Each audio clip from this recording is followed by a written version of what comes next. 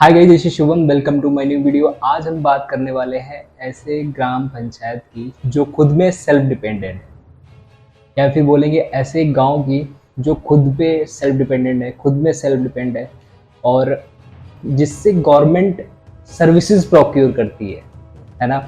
सुनने में काफ़ी अजीब है, लेकिन हाँ एग्जैक्टली यही है। इंडिया में एक ऐसा गांव है, एक ऐसी ग्राम पंचायत है जो कि एग्जाम्पल है बाकी गाँव, बाकी ग्राम पंचायत और सरकार के लिए। तमिलनाडु के कोयम्बटूर से 40 किलोमीटर दूर पे एक ग्राम पंचायत है ओदुनथुराई।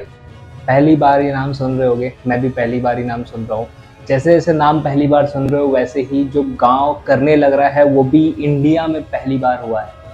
इंडिया में पहली बार हुआ है, जिसको देखने के लिए बाकी सारे कंट्री से बाकी सारे स्टूडेंट्स, काफ़ी सारे लोग आके वहाँ पे विजिट करके जाते हैं। बेस्ट थिंग ये है कि वहाँ पे लोग जाके एक इंस्पिरेशन लेते हैं उस आदमी से जिसने उस गांव को, उस पंचायत को इतना ज़्यादा डेवलप किया और एक लेवल पे लेके गया। आज ये ग्राम पंचायत का नाम इंटरनेशनल लेवल पे भी आता है। ओदुनथुराई ग्राम पंचायत में अब तक के 43 कंट्री से लोग विजिट कर चुके हैं। तो आप समझ सकते हो वो ग्राम पंचायत खुद में ही कितनी बड़ी मिसाल है कि इंडिया में बाहर से लोग आने लग रहे हैं ये देखने के लिए कि वो ग्राम पंचायत कैसे डेवलप होने लग रही है और वो वो टेक्नोलॉजी, वो डेवलपमेंट एक्सपीरियंस वो अपने कंट्री में ले जाके वो ऐसे ही सेम डेवलप कर सके। आज की डेट में ये कहना कि लोग गांव से बाहर जाने लग रहे हैं, और वैसे ही इस ग्राम पंचायत की ये खासियत है कि जो पहले गांव से बाहर गए थे वो वापस गांव में आने लग रहे हैं। जो कि 1996 में 1500 पॉपुलेशन हुआ करती थी, वहीं आज की डेट में वहाँ की पॉपुलेशन 9500 हो गई है। ये एक खुद में ही बड़ी बात है। ये ग्राम पंचायत नीलगिरी से सटके थोड़ी सी है, और वहाँ पे इतना डेवलपमेंट होने के बाद में जब लोग बाहर से वापस अपने गांव में आए हैं या फिर अपनी पंचायत में आए हैं तो they are happy to get that privileges जो कि वहाँ के एक आदमी ने, वहाँ के एक सरपंच ने जो लोगों के लिए किया है और जो डेवलपमेंट दी है। ओदुनथुराई गांव एक खुद में ही केस स्टडी बन के रह गया है, जहाँ से लोग आज जाके सीखते हैं कैसे करप्शन हटाना है, कैसे डेवलपमेंट करना है, कैसे गवर्नमेंट के पैसे को यूटिलाइज करना है लोगों के बीच में, कैसे एक जात पात और धर्म को साइड में रख के एक आदमी डेवलपमेंट करने लग जाता है। और वो इतना डेवलपमेंट कर देता है वहाँ पे कि बाहर से लोग आने देखने लगने लगते हैं, और वहाँ की केस स्टडी, वहाँ की चीज़ों को सीख करके लोग बाहर इम्प्लीमेंट करने लग रहे हैं। जैसे कि गवर्नमेंट अभी ग्रीन एनर्जी पे शिफ्ट करने लग रही है, वैसे ही ये एक ग्राम पंचायत अपने खुद को सबसे पहले ही ग्रीन एनर्जी में शिफ्ट कर चुकी है। और इंडिया का सबसे पहला सैनिटाइज्ड गांव, विलेज बन चुका है। आप यहाँ पे देख सकते हो, मैं वीडियो में साइड में डाल रहा हूँ कुछ इमेजेस उस गांव की। सारे घरों में सोलर पैनल्स लगे हुए हैं और जो गांव है काफ़ी ज़्यादा क्लीन बना रखा है। इस गांव का रोड का डेवलपमेंट खुद ही ग्राम पंचायत द्वारा किया जाता है। ये खुद में बड़ी बात है कि उस ग्राम पंचायत में लोगों को फंड की ज़रूरत सरकार से नहीं पड़ती। वो खुद में इतने ही सक्षम हैं कि वो अपनी ज़रूरतें अपनी ग्राम पंचायत से ही पूरी कर सकते हैं। आप यहाँ से समझने लग सकते हो कि यहाँ का जो डेवलपमेंट मॉडल है वो कहीं बाकी सरकारों से भी ज़्यादा एक लेवल ऊपर है। इस गांव में 24 आवर इलेक्ट्रिसिटी और बैक्टीरिया फ्री वाटर मिलता है।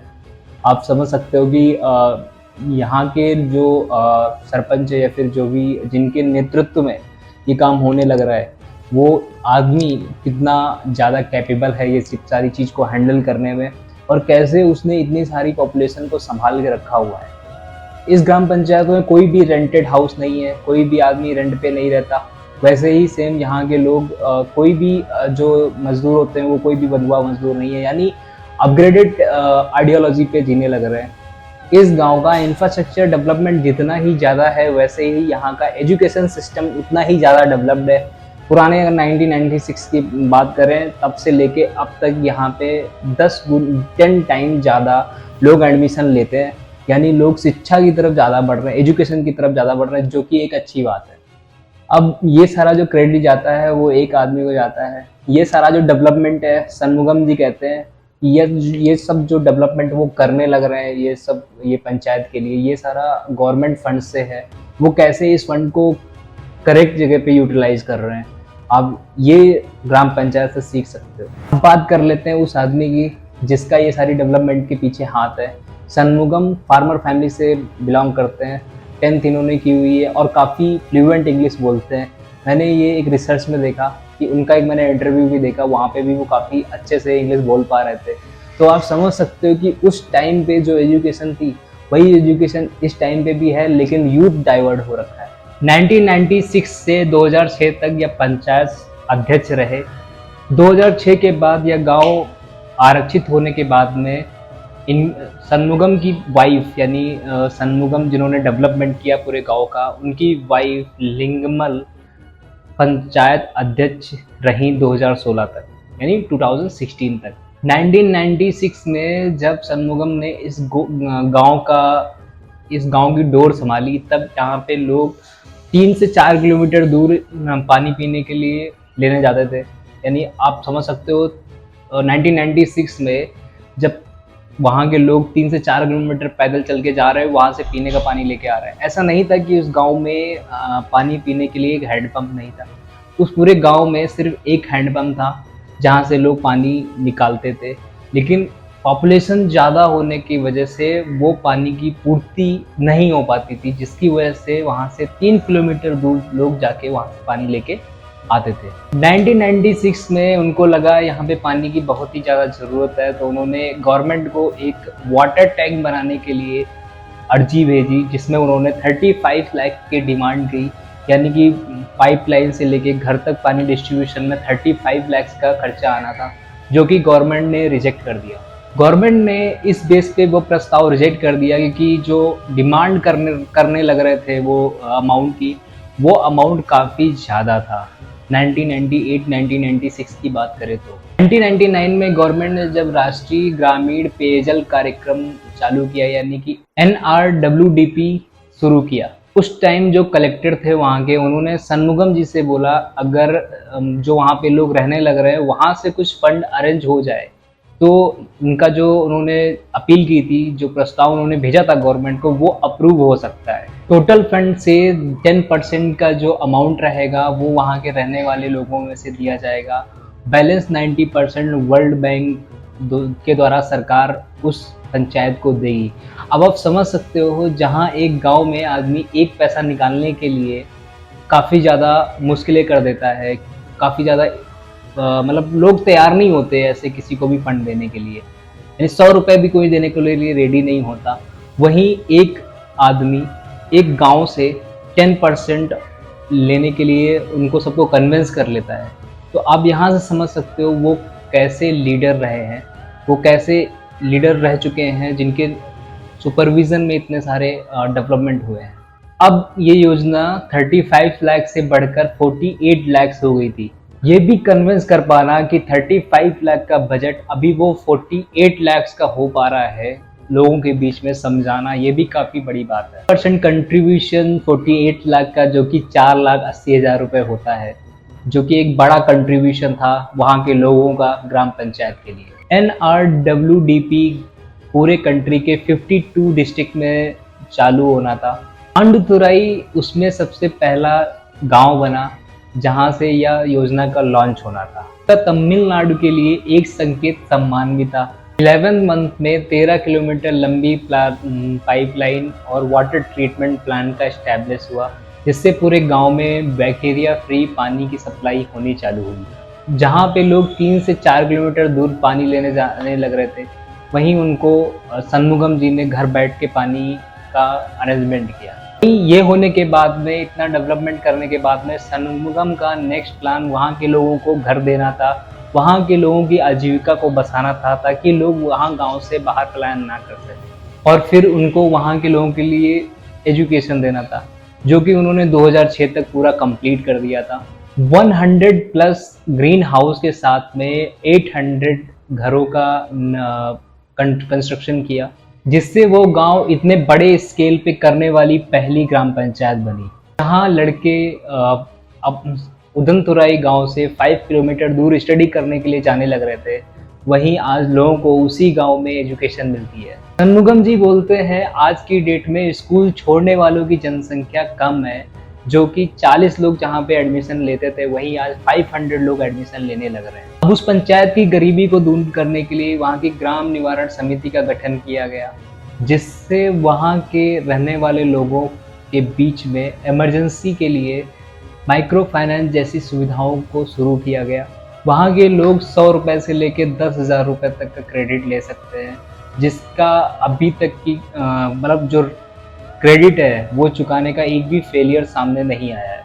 2002-2001 में जब वहाँ की गवर्नमेंट ने, वहाँ के चीफ मिनिस्टर ने उस गांव की डेवलपमेंट को देखने के लिए बाकी नेताओं को, मंत्रियों को बोला कि आप जाके वहाँ का डेवलपमेंट देखो और सेम डेवलपमेंट आप दूसरे गाँवों में करने की कोशिश करो। वहाँ पे षणमुगम जी ने फिर से एक अपॉर्चुनिटी देखी और पर विजिट का वो 1000 रुपीज़ चार्ज करने लग गए, जिससे उन्होंने 1,65,000 जमा किया। इस फंड से षणमुगम जी ने सूक्ष्म वित्त योजना यानी बीज कोष का गठन किया। गवर्नमेंट फंड का अच्छी तरह से यूटिलाइजेशन करना कोई षणमुगम जी से सीख सकता है, जो कि 10,000 से 20,000 का क्रेडिट कोर्स, यानी जहाँ से लोग 20,000 का क्रेडिट ले सकते थे, वो 3 लाख रुपए तक बढ़ गया था। ये ग्राम पंचायत ब्याज जो रिटर्न जो इंटरेस्ट कमाती है वो तो कमाती ही है। यहाँ के लोग इलेक्ट्रिसिटी सेल करते हैं स्टेट गवर्नमेंट को, वहाँ से भी ये लोग अर्निंग करते हैं। उड़नथुराई एक साल में 7.5 लाख यूनिट बिजली प्रोड्यूस करता है उनके विंड मिल से, जबकि उस ग्राम पंचायत का कंजम्पशन सिर्फ 4.5 लाख यूनिट पर ईयर है। इससे उस ग्राम पंचायत को 1.1 मिलियन का अमाउंट रिसीव होता है वहाँ की सरकार से। षणमुगम जी का कहना है 2016 तक 11 मिलियन बैंक का क्रेडिट चुकाने के बाद में बिजली प्रोडक्शन की जो कॉस्ट है वो 0 हो जाएगी। 2016 के बाद वहाँ पे उस जगह के, उस एरिया में कोई भी आज तक इलेक्शन कंडक्ट नहीं हुआ है। स्थानीय चुनाव जिनको बोलते हैं वो कंडक्ट नहीं हुआ है। तो ये एक केस स्टडी थी तमिलनाडु के उड़नथुराई गाँव की ग्राम पंचायत की और षणमुगम जी की। अगर आपके पास में, आपके गांव के आसपास में कोई ऐसा गांव है जो ऐसी डेवलपमेंट करने लग रहा है तो comment below, I will try to make video on that village. और हाँ, एक चीज़ और, कैसे जब एक छोटा सा ग्राम पंचायत इतनी डेवलपमेंट करने लग रहा है तो बाकी सरकारें भी एक नेक्स्ट लेवल की डेवलपमेंट कर सकती हैं, जबकि उनके पास में उस ग्राम पंचायत से ज़्यादा फंड है क्योंकि उनकी पॉपुलेशन ज़्यादा है। आप देख सकते हो 1996 में वहाँ की पॉपुलेशन 1500 हुआ करती थी, जो कि आज की वहाँ की पॉपुलेशन 9500 है। यानी कि बाहर के जो लोग थे वो वापस वहाँ गए हुए हैं, फिर भी वो जो पंचायत है वो कंटिन्यू डेवलपमेंट कर रही है। आज उस ग्राम पंचायत का नाम इंटरनेशनल लेवल पे है, 43 कंट्रीज़ के लोग वहाँ पे विजिट कर चुके हैं। तो इससे गांव की डेवलपमेंट, उस आदमी की क्रेडिबिलिटी, कैसा वो बंदा है, कैसी उनकी लीडरशिप है, वो एक पता चलती है। उम्मीद करता हूँ आपको ये वीडियो इन्फॉर्मेटिव लगा होगा। ऐसे ही इन्फॉर्मेटिव वीडियोस देखने के लिए ये चैनल सब्सक्राइब कर लें, बेल आइकन दबा दें ताकि आपको हमारे नए वीडियो की अपडेट मिलती रहे। कमेंट में बताएं वीडियो कैसी लगी और क्या आप इससे पहले इस गाँव के बारे में जानते थे, ये भी कमेंट कर देना यार। Thank you.